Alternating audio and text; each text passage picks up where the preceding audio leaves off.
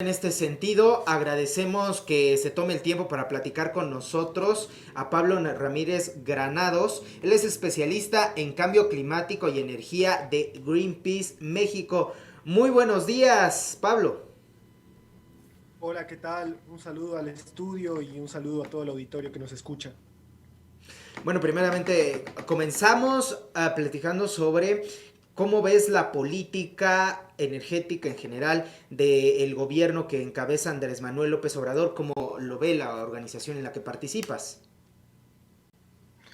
Pues mira, nosotros vemos con preocupación el rumbo que ha seguido la política energética en nuestro país, principalmente por el tema de cambio climático.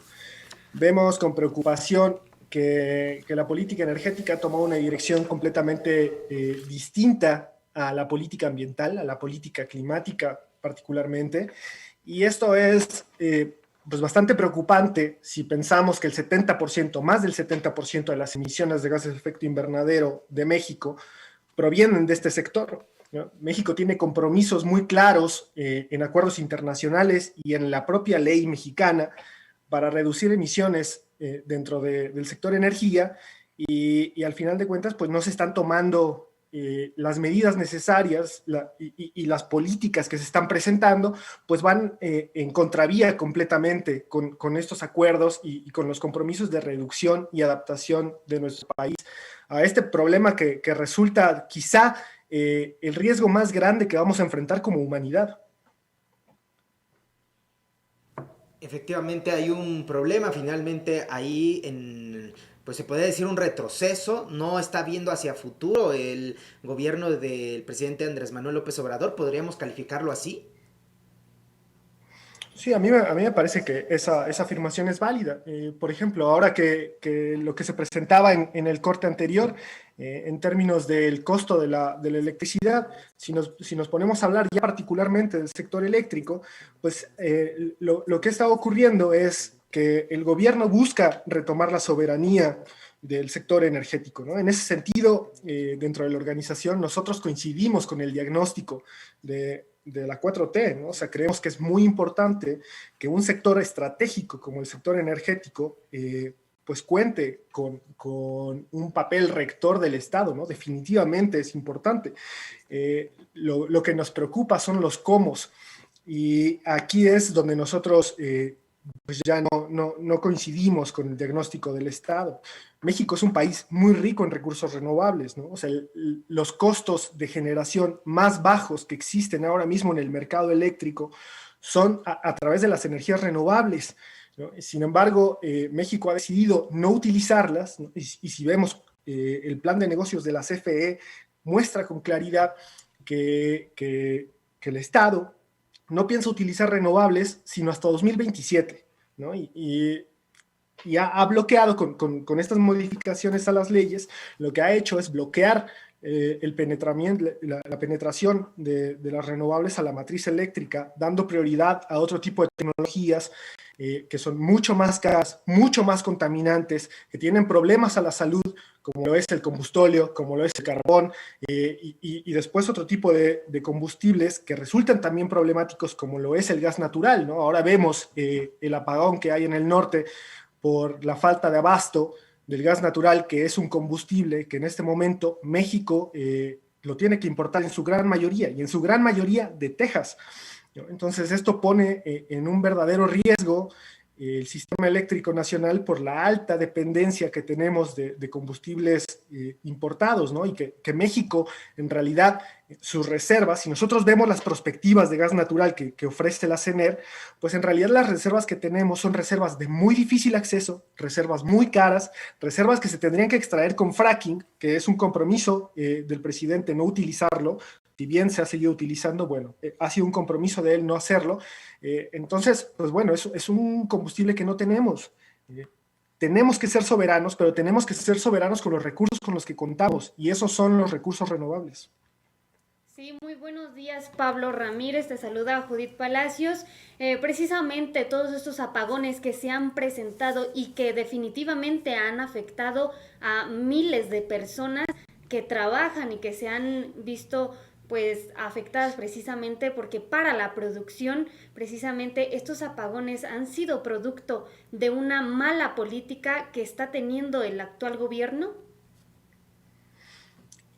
Los apagones, particularmente hablando del apagón que ha ocurrido en los últimos días por la falta de gas, tiene varios orígenes, ¿no? Y de hecho creo que esto es muy interesante porque se habla de estas heladas atípicas en Texas que han hecho que se congelen las plantas de producción de gas, ¿no?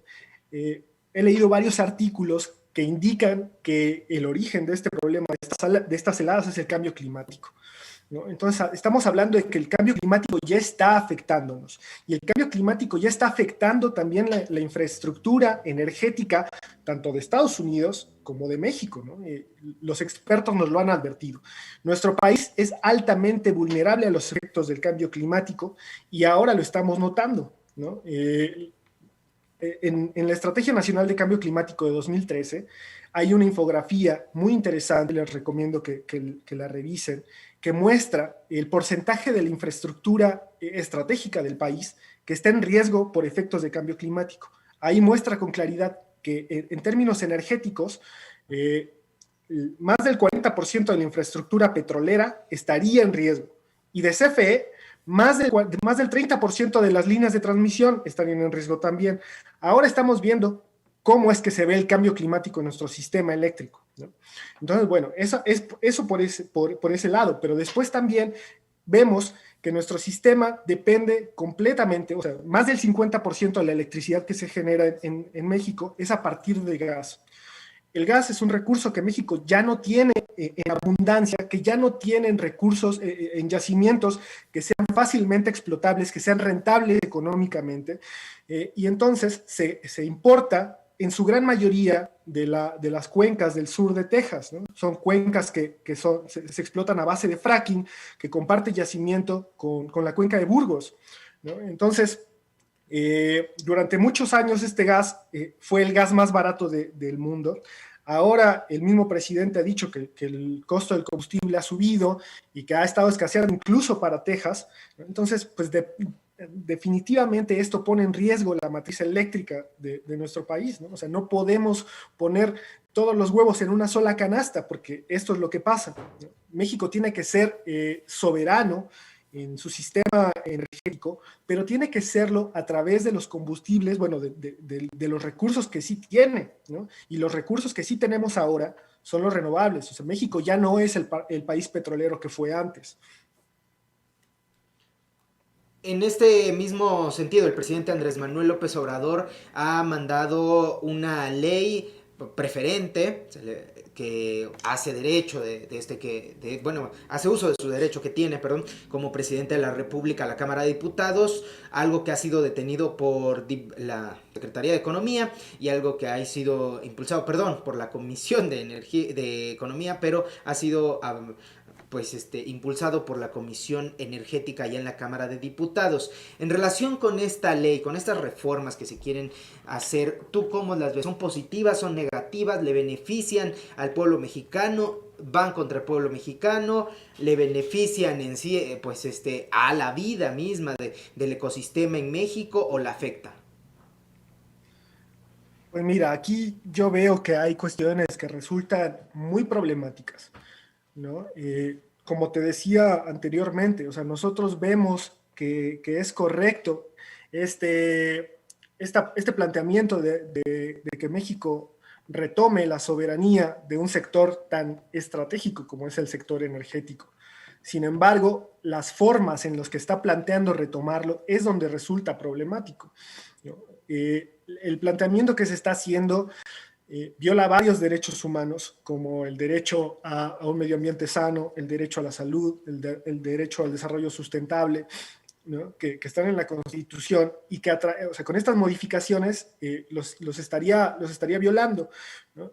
Y los estaría violando por esto que te mencionaba. Lo que busca esta modificación es cambiar la preferencia de cómo se despacha la electricidad en nuestro país y dar prioridad a las centrales de CFE, ¿no? Entonces, las centrales de CFE, pues mencionan que primero salen las hidroeléctricas, después van a salir las demás centrales de CFE que son altamente contaminantes, que son a base de combustibles fósiles, y relega las renovables hasta un tercer lugar, ¿no? O sea, las renovables privadas.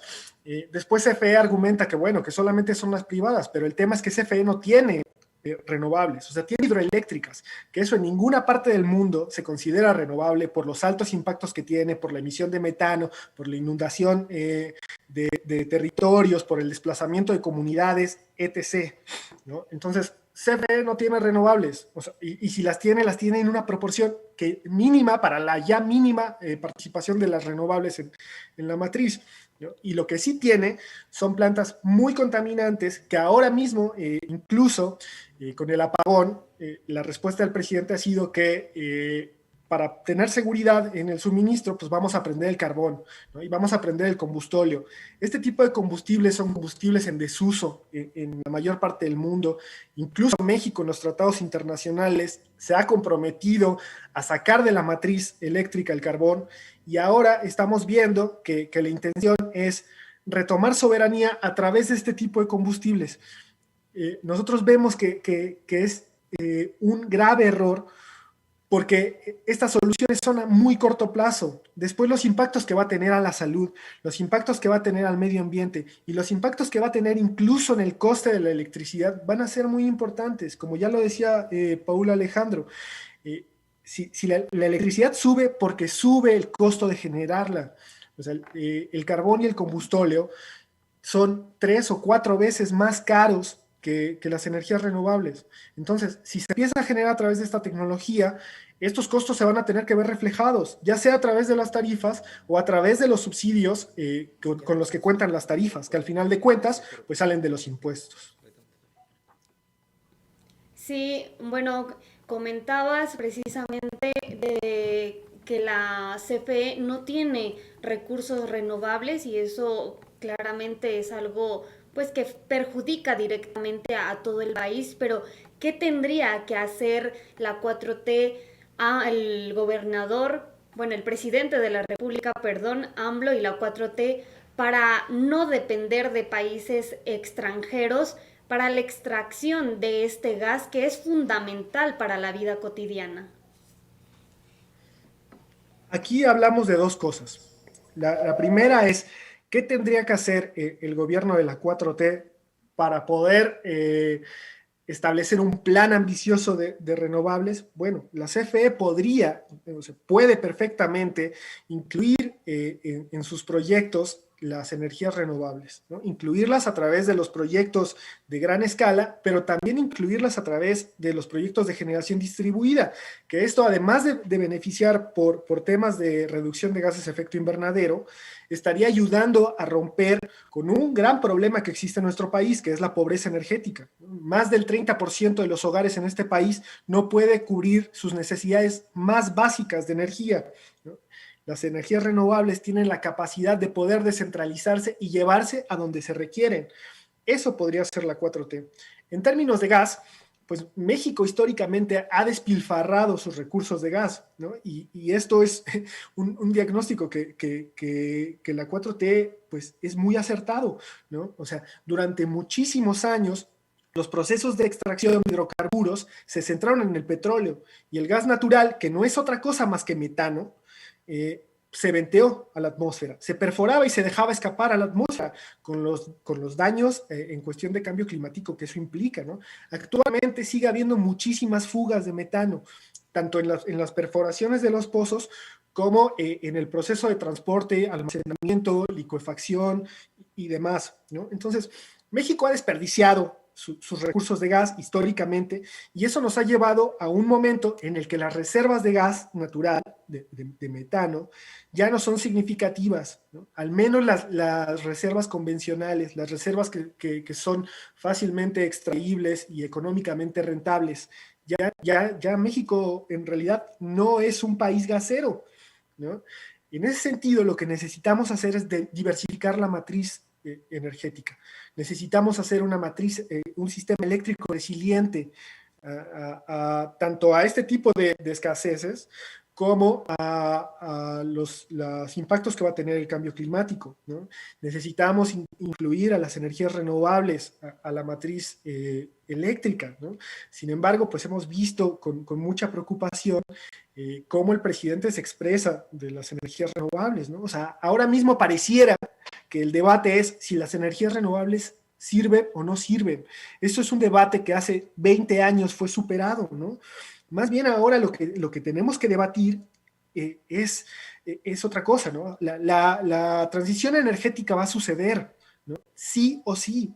Ya no hay cabida para el petróleo en este mundo, ¿no? Porque se va a acabar el petróleo accesible y porque el cambio climático lo tenemos aquí, ¿no? Entonces, lo que estamos discutiendo ya no es si va a haber transición energética o no, es quién se beneficia de la transición energética. Y definitivamente los que se tienen que beneficiar de este nuevo modelo de energía tiene que ser la gente, ¿no? Y el Estado es clave para eso, ¿no? O sea, este tiene que ser un modelo energético social, un modelo energético de la gente, que no sea controlado por los cárteles energéticos, así como fue el modelo petrolero, ¿no? Bueno, pues muchas gracias, compartimos su opinión, muchas gracias a Pablo Ramírez Granados, él es especialista en cambio climático, energías de Greenpeace en México y además pues ha sido un activista constante, escribiendo, declarando, como usted lo acaba de ver, pues sobre estos temas. Muchas gracias, Pablo. Muchas gracias a ustedes, un saludo al auditorio, buenos días.